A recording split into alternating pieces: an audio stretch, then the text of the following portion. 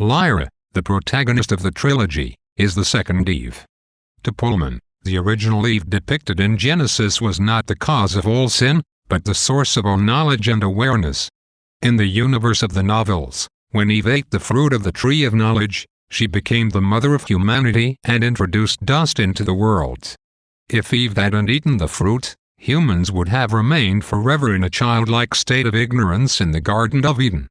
But this is not the dominant interpretation of events because a power-hungry church has taken control of Eve's story and twisted it to serve their own plans.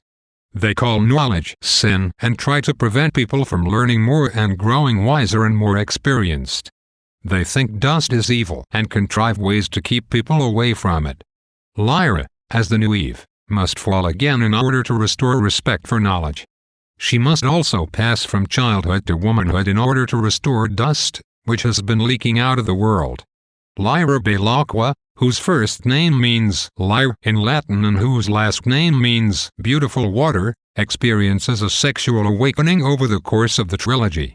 Just as Eve and Adam had their first sexual experience after eating from the tree of knowledge and leaving innocence behind, Lyra passes from childhood to adulthood only after learning about herself and her body.